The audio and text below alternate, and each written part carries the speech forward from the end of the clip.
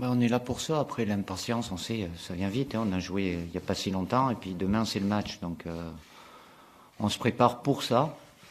Évidemment que ce match de demain doit nous permettre de valider notre ticket pour la Coupe du Monde. Après, pour l'ambiance, ça fait des mois, des années où il y a beaucoup de monde. Le stade est plein. Il y a une ferveur populaire qui est là. Cette équipe de France, elle est aimée, elle est soutenue. Ça fait plaisir. Je suis surtout content pour les joueurs parce qu'ils ont besoin de ça. Et demain, les gens qui viendront vont être derrière, comme ça a été le cas à notre dernier match contre les Pays-Bas ici. On le voit en Bulgarie, c'est pas simple. Il y en avait 1000 qui étaient prévus. Il y en a certains qui ont été un peu refroidis par rapport aux conditions qui n'ont pas pu s'y rendre. Mais oui, il y a ce qu'il faut autour aussi, parce que les joueurs ont fait ce qu'il fallait pour avoir ce lien-là. La Biélorussie aussi a joué.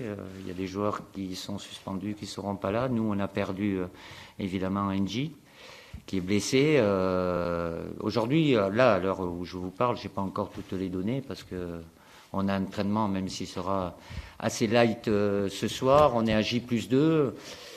Certains joueurs qui ont joué samedi seront aménagés aussi ce soir. Donc, mais sans rentrer trop dans le détail, j'amènerai un peu de fraîcheur. Après, ne me demandez pas un peu le nombre ou je prévois ça sans savoir encore à l'heure où je vous parle exactement ce qui peut se passer tout à l'heure et les infos que j'aurai après la séance de ce soir.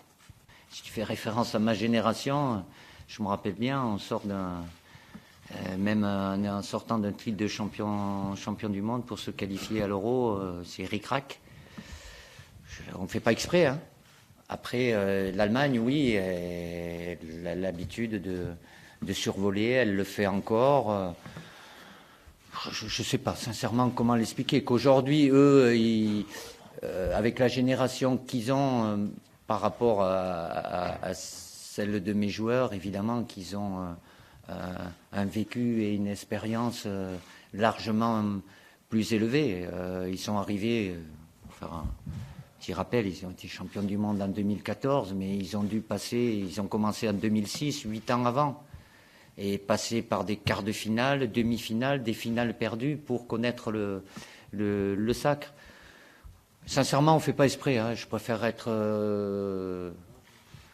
devant vous ce soir et qu'on ait un match qui n'ait pas d'importance demain. Mais c'est bien qu'on soit là et qu'on se l'ait rendu comme décisif. Et ça dépend que de nous.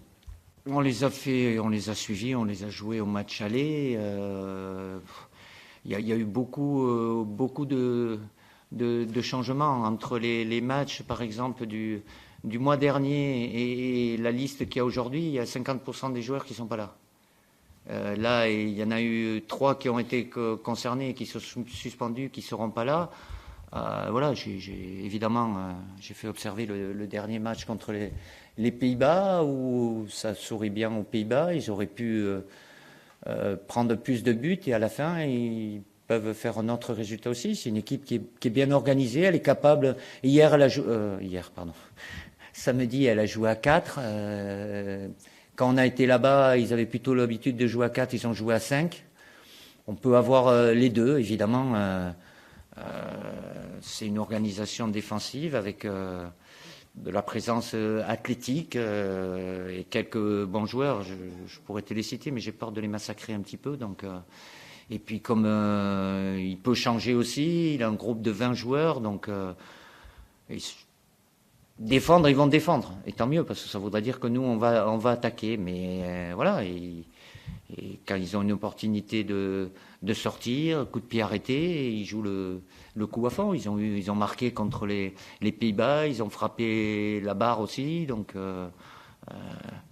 football, en défendant, en se pensant qu'à défendre, on arrive quand même à avoir 2-3 situations, occasions où on peut être dangereux aussi, quoi.